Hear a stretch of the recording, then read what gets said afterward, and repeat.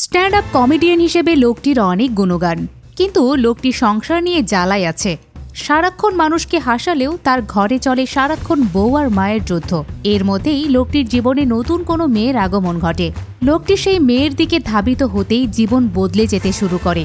সেটা কিভাবে, তা না হয় এক্সপ্লেনেশন থেকে জেনে নেবেন। তাহলে আর কথা না বাড়িয়ে এই মুভির এক্সপ্লেনেশন শুরু করা যাক। গল্পের শুরুটা হয় রাজ এবং রিপার হলুদ সন্ধ্যার মধ্য দিয়ে। সেখানে কমেডি প্রোগ্রামের জন্য আসে শামসুজ্জামান এবং তার সহকারী কালু রঞ্জন। দুজন অনেকক্ষণ যাবৎ বসে থাকে, কিন্তু প্রোগ্রামই শুরু হয় না। তখন খাবার পরিবেশন করতে থাকলে কালু রঞ্জন তার গুরুকে বলে, প্রোগ্রাম কখন শুরু হবে তা জানা নেই, আগে খেয়ে নেই চলেন। গুরু শামসুজ্জামান জানায়, এখানকার খাবারে গোস্তের পরিমাণ কম, আমরা তো স্পেশাল গেস্ট, তাই আমাদের জন্য নিশ্চয়ই স্পেশাল খাবার রেডি করা হয়েছে, সেখানে বেশি খেতে পারবো। একটু পরে কালু তার বসকে বলে, বিয়ের পাত্র তো লুচ্চা আছে, হলুদে 1 ডজন মেয়েকে নিয়ে আসছে, বিয়ের পর এরাই পরকিয়া করে। শামসুজ্জামান বলে আবার অন্য কথা, জানায় বিয়ের পাত্রী পালিয়ে গিয়েছে, তাই পাত্রপক্ষের মধ্যে এত লাফালাফি দেখা যাচ্ছে। কালুও খেয়াল করে তার গুরুর কথাই ঠিক। গুরুকে তাই বলে, প্রোগ্রাম কি হবে না? গুরু জানাই, অবশ্যই হবে। একটু পর পাত্রীর বাবা এসে শামসুজ্জামানকে বলে, আপনি প্রোগ্রাম শুরু করুন, আমি না বলা পর্যন্ত থামবেন না। শামসুজ্জামান তখন বলে, আমার গুরু বলেছে টাকা না নেওয়া পর্যন্ত যেন কোনো প্রোগ্রাম শুরু না করি। পাত্রীর বাবা কিছু ট্যাক্স দেয়। শামসুজ্জামান শুরু করে দেয় তার স্ট্যান্ড আপ কমেডি। একটু পরেই বিয়ে বাড়িতে শুরু হয় মারামারি, কারণ পাত্রপক্ষ জেনে গিয়েছে পাত্রী যে পালিয়ে গিয়েছে। তো গন্ডগোলের মধ্য থেকে কোনোভাবে বেঁচে ফিরে কালুকে নিয়ে একটা হোটেলে খেতে বসে শামসুজ্জামান। খাওয়ার সময় কালুকে বলে, এই যে আমরা খাবার খাচ্ছি তা বাড়িতে বলা যাবে না, যদি বলি যে খেয়ে এসেছি তাহলে ওয়াইফ আমাকে অনেক প্রশ্নের সম্মুখীন করবে, এত প্রশ্ন শোনা অসম্ভব। শামসুজ্জামান আবার কালুকে বলে, বিয়ে করছুইন তো মরছুইন। এই কালু রঞ্জন নতুন সহকারী হিসেবে জয়েন করেছে, তাই থাকবে গুরুর বাড়িতেই। শামসুজ্জামান কালুকে নিয়ে বাড়ি আসতেই দেখে তার মা আর ওয়াইফ খাবার নিয়ে গন্ডগোল শুরু করে দিয়েছে। করলার সাথে চিংড়ি মাছ রান্না করায় মা খেপেছে, কারণ মায়ের অ্যালার্জি, ইচা তথা চিংড়ি মাছ খেতে পারে না। ওয়াইফ আবার বলে, 2 দিন আগেই তো গলদা চিংড়ি ঠিকই শেষ করেছেন। বউ শাশুড়ির যুদ্ধের মধ্যে বারবার হাত ঢুকে দেয় কালু। শামসুজ্জামান আবার একবার মা এবং একবার বউয়ের দিকে গেলে ভালোই মুশকিলে পড়ে যায়। খাবার নিয়ে শামসুজ্জামানের ওয়াইফকে খোঁটা দেয় বোনও। এসব গন্ডগোলের মধ্যে বারবার কালু হাত ঢুকিয়ে দিলে ওয়াইফ জিজ্ঞেস করে, এইটা আবার কে? শামসুজ্জামান ইনিয়ে বিনিয়ে বলে, এটা হচ্ছে আমার অ্যাসিস্ট্যান্ট, এখন থেকে এখানেই থাকবে। এইটা শুনে আবার মাথা গরম হয়ে যায় ওয়াইফের। বলে, এটা কি জমিদার বাড়ি নাকি যে যাকে ইচ্ছা তাকে ঘরে নিয়ে আসবে? শাশুড়ি জানাই, এইটা এককালে জমিদার বাড়ি ছিল, তাই মেহমানের সাথে ভালোভাবে কথা বলো। এসবের মাঝে প্রশ্ন ওঠে, কালু রঞ্জন থাকবে কোথায়? কালু রঞ্জন জানাই, আপনাদের এই ব্যাপারে টেনশন করতে হবে না, আমি সব জায়গাতেই ঘুমাইতে পারি। ঘুমানোর আগে কালু তার গুরুকে বলে, আপনাদের এসব দেখে সিদ্ধান্ত নিয়েছি জীবনে বিয়ে করব না। গুরু তখন বলে, তোর বাবা মাও বিয়ে করে ভুল করেছে, এইটা বোঝাই মূলত যে বিয়ে না করলে সে হতো না। তো পরের দিন কালু রান্নাঘরে এসে রুটি ভাজা শুরু করে। রুটি ভাজতে ভাজতে বলে, আমার মা এবং দাদির মাঝে অনেক ঝগড়া দেখেছি, কিন্তু আবার তারা একসাথেই থেকেছে, আমাদের একসাথেই থাকা উচিত। এইটা শুনে শামসুজ্জামানের মা বলে, কালু, তোমার মা কি অনেক স্ট্রং ছিল? কালু জানাই, হ্যাঁ, ডাকাতের ঘরের মাইয়া বলে কথা। কালু সেখানে আবার শামসুজ্জামানের ওয়াইফকে জানাই, আপনার ইসামাস আর করলা ভাজি কিন্তু আমি খেয়েছি, সেই স্বাদ ছিল। এইটা শুনে শামসুজ্জামানের ওয়াইফ বলে, যাক, কেউ তো অ্যাটলিস্ট আমার খাবারের প্রশংসা করলো। শাশুড়ি তখন জানাই, সত্যিই তোমার রান্না স্বাদ হয়, কিন্তু আমি সামনাসামনি বলি না, প্রশংসা তো পেছন থেকেই করা উচিত। এ সব কিছু আবার শোনে শামসুজ্জামান। একসময় শামসুজ্জামানের ওয়াইফ কালুর কাছে জানতে চায়, তুমি তো ফর্সা, কিন্তু তোমার নাম কালু কেন? কালু জানাই, সে এক বিরাট কাহিনী, অন্য একদিন জানাবো। নাস্তা টেবিলে শামসুজ্জামানের ছেলে বাবার কাছে চায় হাতি। জানাই সে হাতি পুষবে। বাবাও আশ্বাস দেয় যে হাতি তাকে কিনে দেবে। মেয়ে আবার জিজ্ঞেস করে, কমেডিয়ান মানে কি? বাবা জানাই, যারা হাসায় তারাই কমেডিয়ান। এইটা শুনে মেয়ে বলে, তুমিও কি কমেডিয়ান? বাবা জানাই, হ্যাঁ, কিন্তু হাসিটা নিয়ে আসতে পরিশ্রম করতে হয়। মেয়ে তখন একটা কমেডি শোনাতে বললে শামসুজ্জামানের ওয়াইফ জানাই, তোমার বাবা ফ্রিতে কাউকে কমেডি শোনায় না। কালু আবার গুরুকে জিজ্ঞেস করে, আজকের শিডিউল কি? গুরু জানাই, আগে বাচ্চাদের স্কুলে দিয়ে আসবো, তারপর একটা মিটিংয়ে যাব। মিটিংয়ের কথা শুনে খুশি হয় কালু, কারণ কখনো সে মিটিংয়ে যায়নি। ওয়াইফ আবার শামসুজ্জামানকে ধরিয়ে দেয় এক গাদা বাজারের লিস্ট। সেখানে স্পেশাল মেনশন হিসেবে থাকে ডিম লাইটের কথা। এরপর স্কুলে বাচ্চা নামিয়ে দুজন অপেক্ষা করতে থাকে বাসের। তখন তাদের দেখা হয় একজনের সাথে, সেও কিনা স্কুলে নামিয়ে দিতে এসেছে বাচ্চাকে। লোকটি আবার যা তা বলে, যা শামসুজ্জামানকে বিরক্তই করে, তাই দ্রুত পাঠিয়ে দেয়। বাসে উঠে গন্তব্যের দিকে যেতে থাকলে কিছুটা অস্বস্তিতে পড়ে কালু, কারণ একজন তাকে চাপ দিতে থাকে আর সে ভাবে আজকে মিটিংয়ে যাচ্ছি, একটা প্রাইভেট কার থাকলে ভালো হতো। গুরু জানাই, তুমি যে বসে আছো এটার জন্য শুক্রিয়া করো। আর এমন লোকাল বাসে অনেক কমিটি মাথায় আসে, একটা শোনায়ও গুরু। এর মধ্যেই একটা কর্পোরেট অফিসে মিটিং এর জন্য চলে আসে দুজন। সেখানে কিছুক্ষণ অপেক্ষা করতে হলে শামসুজ্জামান স্মোক করতে আসে স্মোক জোনে। সেখানে অফিসের এক লেডি এমপ্লয়ার আসে কথা বলতে, যার নাম নায়না। কোনো এক ব্যাপার নিয়ে বয়ফ্রেন্ডের সাথে ব্রেকআপ করে, যা শুনে শামসুজ্জামান। এরপর মিটিংয়ে ক্লায়েন্ট জানায় 6 মাস ধরে আমাদের একটা প্রোগ্রাম আছে, সেখানে প্রতিদিন 1 ঘন্টা করে কমেডি শো শোনাতে হবে, কিন্তু শোনাতে পারবেন না কোনো 18+ জোকস, পলিটিক্স জোকস, এমনকি কাউকে নিয়ে ব্যক্তিগত জোকসও বলতে পারবেন না। এতগুলো শর্ত দেখে শামসুজ্জামান বলে, এইটা তো তাহলে আর কমেডি শো থাকলো না, হয়ে গেল টক শো। কালু আবার মিটিংয়ের মধ্যে একের পর এক পান খাওয়া শুরু করে, তাই ক্লায়েন্ট নিজে থেকে কালুকে পান খেতে নিষেধ করে। সেই সময় নায়না তার বসের কাছে একটা ফাইল নিয়ে আসলে শামসুজ্জামান শুধু দেখতে থাকে। পরবর্তীতে শামসুজ্জামানের একটা কমেডি শোতে নায়নাকে দেখা যায়। নায়না শামসুজ্জামানের জোকস শুনে খুব হাসে। প্রোগ্রাম শেষে নায়না দেখা করতে আসে তার সাথে, পরিচিত হয়। শামসুজ্জামান জিজ্ঞেস করে, কাল বাদ তো আমার কমেডি শুনবেনি, তাহলে এখানে কি করছেন? নায়না জানাই, প্রতিদিন তো আপনার প্রোগ্রাম শুনবই, আজ অফিস থেকে পাঠানো হয়েছিল আপনার কমেডিগুলো যাচাই করার জন্য। এটা শুনে শামসুজ্জামান বলে, তাহলে এখন আপনি স্পাই? তাহলে বলুন কেমন লাগলো আমার কমেডি? নায়না জানাই, বেশ ভালো। এই কমপ্লিমেন্ট নিয়ে ঘুরিয়ে পেঁচিয়ে কথা বলে শামসুজ্জামান। তারপর বাড়ি আসলে মা আবারও একটা তরকারি নিয়ে ওয়াইফের বদনাম করে। তা শুনে শামসুজ্জামান বলে, তালাক দিতে বলছো নাকি? চলো তালাক দিয়ে দেই, প্রতিদিন তো আর এসব শুনতে ভালো লাগে না। এরপর আরো বলে, তোমার মেয়ের জন্য একটা ভালো পাত্রের খোঁজ আছে আমার কাছে, কিন্তু মা জানায় এমন কাউকে খুঁজে নিয়ে আয় যে ঘর জামাই থাকবে। মায়ের এই কথা শুনে শামসুজ্জামান ওয়াইফের রুমে ঢোকে। ওয়াইফ তখন বলে, মায়ের সাথে তো আমাকে নিয়ে ভালোই কুটনামি করলে, এখন বলো আমার জন্য ডিম লাইট নিয়ে এসেছো কিনা? শামসুজ্জামান জানায়, না। জিজ্ঞেস করে, কেন তোমার ডিম লাইট লাগবে? ওয়াইফ জানায়, আমি অন্ধকারে ঘুমাতে পারি না তাই। শামসুজ্জামান জানায়, যাও কালকে নিয়ে আসবো। এরপর একটু রোমান্স করতে চায়। ওয়াইফ জানাই, ছেলে মেয়ে ঘুমাচ্ছে, তোমার বিছানার নিচে করা আছে, শুয়ে পড়ো। শামসুজ্জামান নিরুপায় হয়ে নিচেই শুয়ে পড়ে। তারপর ফেসবুকে নায়নাকে খুঁজে ফ্রেন্ড রিকোয়েস্ট পাঠায়। পরের দিন ক্লায়েন্টের প্রোগ্রাম শুরু করে শামসুজ্জামান। কমেডি শোনায়, কিন্তু কেউ হাসে না, শুধু হাসে কালু রঞ্জন। তাই প্রোগ্রাম শেষে কালু রঞ্জনের উপর রাগ দেখায় শামসুজ্জামান। বলে, যদি কমেডিয়ান হতে চাও তাহলে কমেডি শুনে তোমার হাসা যাবে না। একটু পরে নায়না এসে শামসুজ্জামানকে বলে, কমেডিগুলো বেশ মজার ছিল।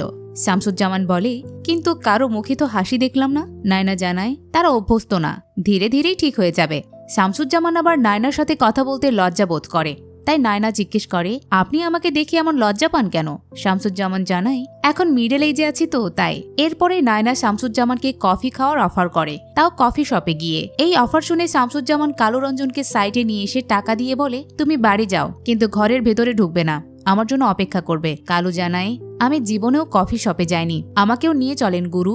শামসুজ্জামান বলে, তোকে কালকে কফি শপে নিয়ে গিয়ে আমি কফি খাওয়াবো, কিন্তু আজকে বাড়ি যা। এরপর দুজন কফি শপে চলে আসে। শামসুজ্জামান কি কফি অর্ডার করবে তা বুঝতে পারে না, কারণ এরকম দামি রেস্টুরেন্টে সে কখনো আসেনি। শামসুজ্জামানের এমন কাণ্ড দেখে নায়না জিজ্ঞেস করে, আপনি অনেক হিসাবি তাই না? শামসুজ্জামান জানায়, হ্যাঁ, মা আছে, বউ আছে, ভাই বোন আছে, তাদের খরচ বহন করতে হয়, তাই হিসাব করেই চলতে হয়। নায়না জানায়, আপনার ঠিক উল্টোটা আমি, বাবা মা থাকে বিদেশে, আমি এখানে একাই থাকি, স্যালারি যা পায় তা খেয়ে উড়িয়ে দেই, তাই আজকের ট্রিটটা আমার পক্ষ থেকে। কফি খেতে খেতে শামসুজ্জামান বলে, বিয়ে করে প্যারায় আছি, এইটা সমস্যা তো ওইটা সমস্যা। এটা শুনে নায়না বলে, আপনারা সব ছেলেরাই দেখি বিয়ের পর এসব কথা বলেন, জানেনই বিয়ে করা মানেই প্যারা, অনেক দায়িত্ব, তাহলে কেন বিয়ে করেন? শামসুজ্জামান জানাই, বিয়ে করার পরেই এই প্যারাটা বুঝতে পারি। সেদিন কফি খাওয়া শেষে শামসুজ্জামান বাড়ি এসে দেখে ওয়াইফ তানিয়া এবং বোন মিলে লিপস্টিক নিয়ে ঝগড়া বেঁধেছে। তানিয়া দোষ দিচ্ছে মিলি লিপস্টিক নিয়েছে, মিলি জানায় সে নেয়নি। এর মধ্যে বাঁ হাত ঢুকিয়ে দেয় কালু। জানাই, অযথা সন্দেহ করা মানে ধ্বংস বয়ে আনা। অন্যদিকে এসবের কোনো কিছুতে পাত্তা দেয় না শামসুজ্জামান, সে দূরে বসে ফোনে শুধু দেখতে থাকে নায়নার ছবি। শামসুজ্জামানের ধ্যান জ্ঞান এখন সবকিছু যেন নায়নাকেই নিয়ে। এর মধ্যে লিপস্টিক বের হয়, লিপস্টিক নিয়ে মাখামাখি করছিল কিনা 2 ছেলে মেয়ে। এর মধ্যে তানিয়া শামসুজ্জামানের কাছে আসলে শামসুজ্জামান ফোন লুকিয়ে ফেলে, কোনো মতে ধরা পড়া যাবে না। তো পরের দিনে প্রোগ্রাম শেষে শামসুজ্জামান নায়নাকে কফি খাওয়ার অফার করে, কিন্তু নায়না জানায়, আজ আর কফি খাওয়ার মুড নেই, অন্য প্ল্যান আছে। শামসুজ্জামান তবুও ফোর্স করলে নায়নার রাগ দেখিয়ে চলে যায়, যা দেখে কালু বলে, এই বেডির সাহস তো দেখি কম নয়। এক কাপ কফি তো খেতে চেয়েছিল। কালু এই কথা বলতে শামসুজ্জামান চড় মারে কালুকে। কালু তাই ব্যাগ রেখে দিয়ে বলে, আপনার চাকরি আর করব না। কিন্তু শামসুজ্জামান তাকে যেতে দেয় না। কালুকে নিয়ে আসে কফি শপে, খাওয়াই কফি। সেই সময় শামসুজ্জামান দেখে তার বোন সেই কফি শপে একটা ছেলেকে নিয়ে কফি খেতে বসেছে। তাই বোনের উপরে গিয়ে রাগ দেখায়। বয়ফ্রেন্ডও দৌড়ে পালিয়ে যায়। এই রাগ এসে কালুর উপরে উচাড়ে, কারণ কালু এক্সট্রা চিনিগুলো ব্যাগে নিচ্ছিল। তাই কালুকে চোর বলে, আর এমন চোরকে কোনো অ্যাসিস্ট্যান্ট বানিয়ে রাখবে না বলে জানায়। সেই সময় নায়না ফোন করে শামসুজ্জামানকে, আবার আসতে বলে একটা রেস্টুরেন্টে। এদিকে কালু তো ব্যাগ রেখে দিয়েই চলে যায়, কিন্তু শামসুজ্জামান আবার আটকায়, বলে যে রাগের মাথায় তালাকও হয় না, তাই তুমিও আমার অ্যাসিস্ট্যান্ট হিসেবে থাকবে। তারপর টাকা দিয়ে বাড়ির আশেপাশে ঘুরতে বলে। কিছুক্ষণ পরে নায়নার কাছে চলে আসে শামসুজ্জামান। বিভিন্ন কথাবার্তার মধ্যেই এই সংসার যে আর ভালো লাগছে না সেই প্রসঙ্গটাও নিয়ে আসে সে। নায়না তখন বলে, বিয়ের আগেও তো আপনার সাথে মা বোন ছিল, তখন তো কোনো প্যারা লাগেনি। শামসুজ্জামান জানায়, মা আর ওয়াইফের মাঝে শুধু দ্বন্দ্বই লাগে, যার নিতে পারছি না। একটু পরেই তাদের টেবিলে এসে বসে নায়নার বয়ফ্রেন্ড। নায়নার বয়ফ্রেন্ডকে দেখে চুপসে যায় সে। এ যেন ছ্যাঁকা খাওয়ার মতো অবস্থা। তাই ওয়াশরুমের নাম করে এসে ইমোশনাল হয়ে সিগারেট ধরায়। দূর থেকে দেখে দুজনের কর্মকাণ্ড। তা দেখে নায়নার কাছে এসে বলে, আমার মা অসুস্থ, তাই এখনই চলে যেতে হবে। এটা বলে সে চলে যায়। পরের দিন সকালে নাস্তার টেবিলে নায়নার বয়ফ্রেন্ডের রাগ ভাই এবং কালুর উপরেই ছাড়ে সে। পরের দিন প্রোগ্রাম শেষে শামসুজ্জামান আপন মনে চলে যেতে থাকলে নায়না এসে বলে, আপনাদের শো আজ দেখতে পারিনি। তারপর জিজ্ঞেস করে, আপনার মায়ের অসুস্থতা কেমন হলো? শামসুজ্জামান প্রথমে বুঝতে পারে না, পরবর্তীতে জানায় ভালো। নায়নার পর বলে, আমার মন খারাপ, চলেন কফি খেতে যায়। শামসুজ্জামান জানায়, আমার একটা শো আছে। নায়না সেই শোতেই যেতে চায়। শামসুজ্জামান জানায়, এটা প্রাইভেট শো, আপনাকে নিয়ে যাওয়াটা ঠিক হবে না। নায়রা বলে, আমার মনটা অনেক খারাপ, তাই আপনার শো দেখতে পারলে মন ভালো হতো, আবার ঘুরেও আসা হতো। শামসুজ্জামান তখন বলে, কেন, আপনার তো বয়ফ্রেন্ড আছে, তাকে নিয়ে ঘুরতে যান। নায়রা জানায়, গত রাতেই তার সাথে ব্রেকআপ হয়েছে, আমাদের কোনো কিছুই মেলে না। এইটা শুনে আপনি থেকে তুমিতে নেমে আসে শামসুজ্জামান, বলে, শোতে যেতে পারো, কোনো সমস্যা নেই, আমার গেস্টরা যেতে পারে। নায়না তখন জিজ্ঞেস করে, তাহলে এতক্ষণ না করছিলেন কেন? শামসুজ্জামান জানায়, তোমার বয়ফ্রেন্ড কি মনে করে এজন্য বলেছিলাম। তো এরপর প্রাইভেট শোতে শামসুজ্জামানের কমেডি উপভোগ করে নায়না।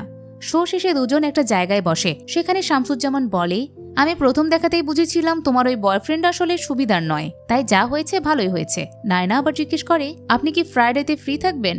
শামসুজ্জামান জিজ্ঞেস করে, কেন?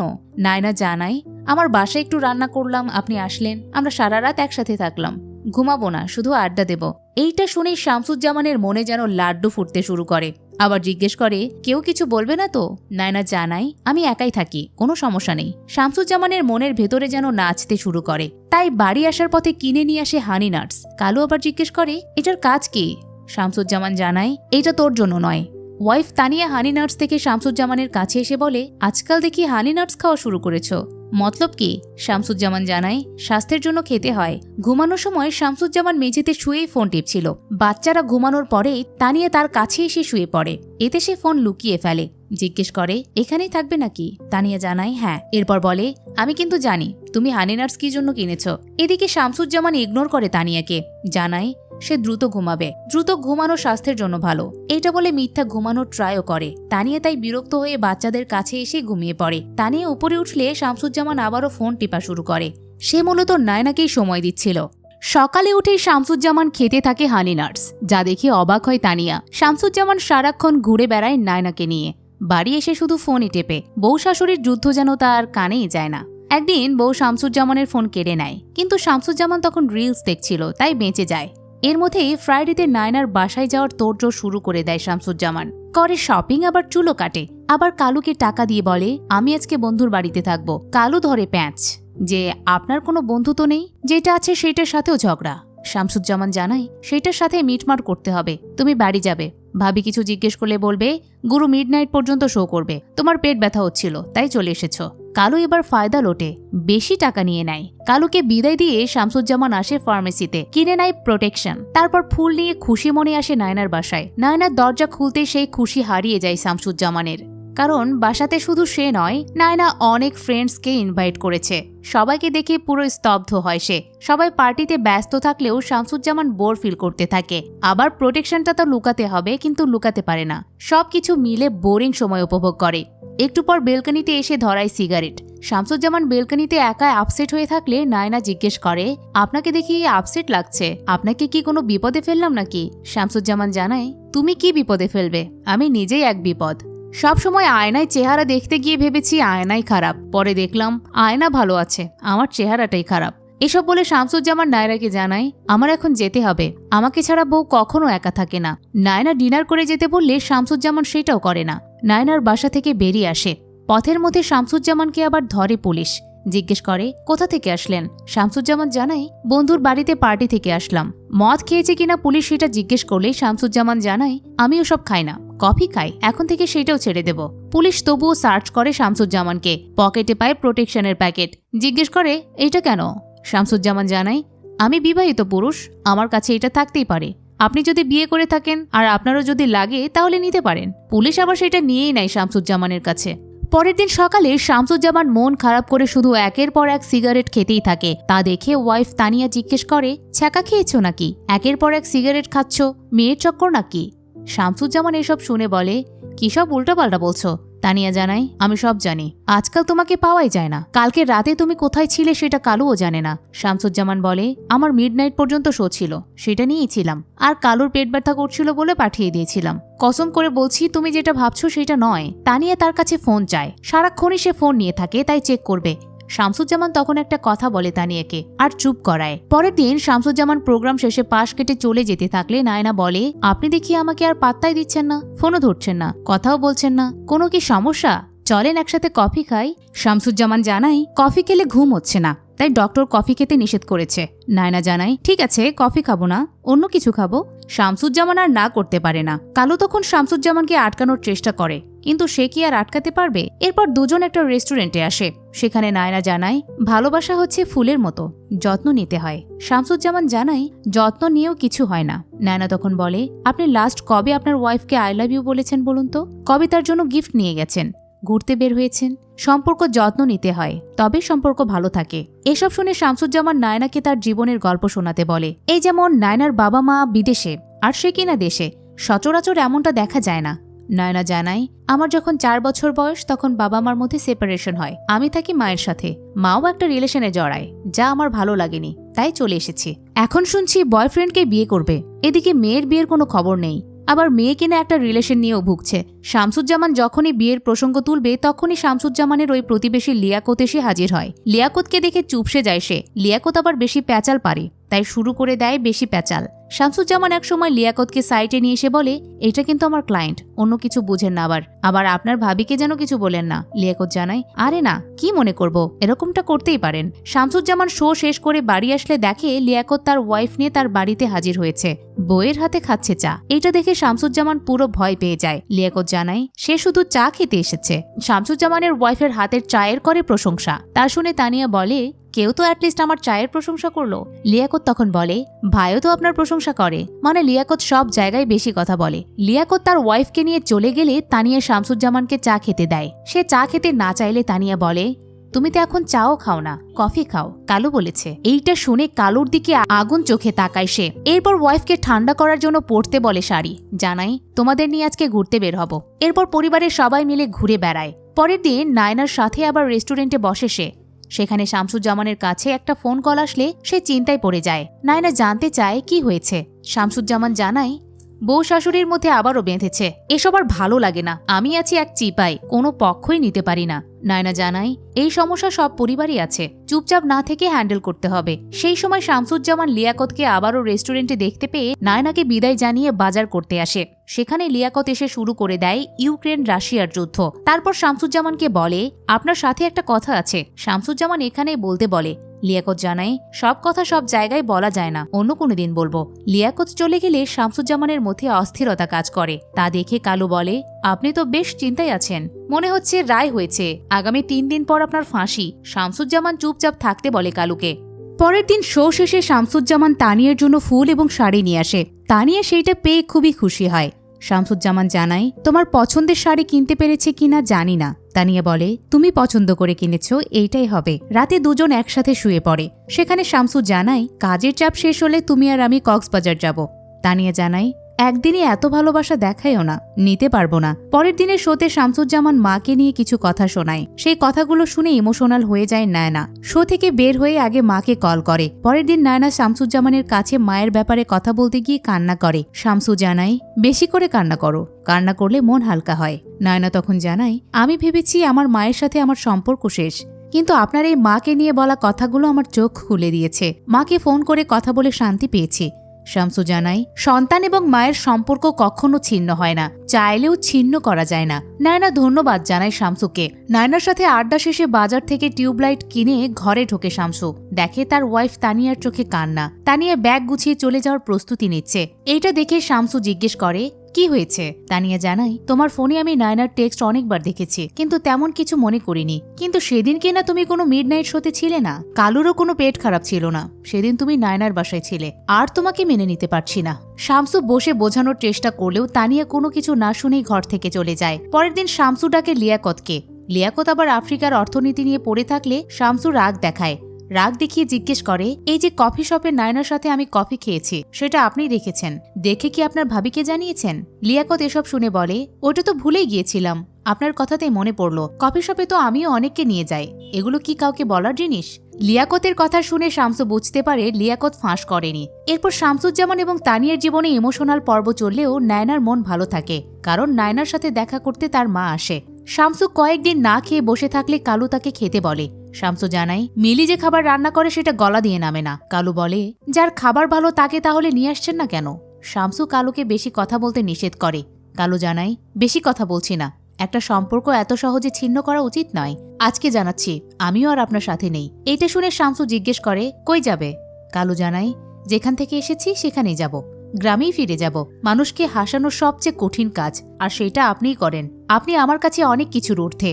আপনার সাথে থেকে বুঝতে পেরেছি শহরের মানুষগুলো আসলে ফেক ভাবে হাসে, মন থেকে হাসে না। এসব আর নিতে পারছি না, তাই গ্রামে চলে যাব। এসব বলার পর কালু আরও জানায়, আপনি যে নায়নার বাসায় গিয়েছিলেন এই কথা ভাবিকে আমিই জানিয়েছি। ভাবি যেভাবে কান্না শুরু করেছিল আমি নিজেকে আর ধরে রাখতে পারিনি। তবে আমি সংসার ভাঙার জন্য বলিনি, মাঝে মাঝে সংসার আরো মজবুত করার জন্য এরকম সত্যের দরকার আছে। এসব বলে চলে যায় কালু। কালুর কাছ থেকে এসব শুনে শামসু আসে তানিয়ার কাছে। তানিয়া শামসুকে দেখে ঘর থেকে বের করে দিতে চায়। শামসু তখন জানায়, আমি তোমাকে ছাড়া অচল। তানিয়া তখন বলে, কই নায়নার বাসায় ঢোকার সময় তো এই কথা মনে পড়েনি? সারা জীবন কাজ নিয়েই থেকেছ, সুন্দর সুন্দর শাড়ি পরে বসে থাকতাম শুধু তোমার কাছে প্রশংসা শুনবো বলে, কিন্তু কখনো তুমি বলনি। মেয়ে হওয়ার সময়ও তোমাকে পাইনি, পরের দিন এসেছিলে তুমি। ছেলে প্রথম স্কুলে যাওয়ার দিন বাবার জন্য কত কান্না করেছে, কিন্তু তুমি আসোনি। এত কিছুর পরেও আমি শুধু তোমার সাথেই থেকেছি, কারণ আমি তোমাকে ভালোবাসি। কিন্তু আমি আর পারছি না, তোমার এই কর্মকাণ্ড আমাকে ভেঙে চুরমার করে দিয়েছে। শামসু তানিয়াকে আই লাভ ইউ বলে, এতে তানিয়া আরও রেগে যায়।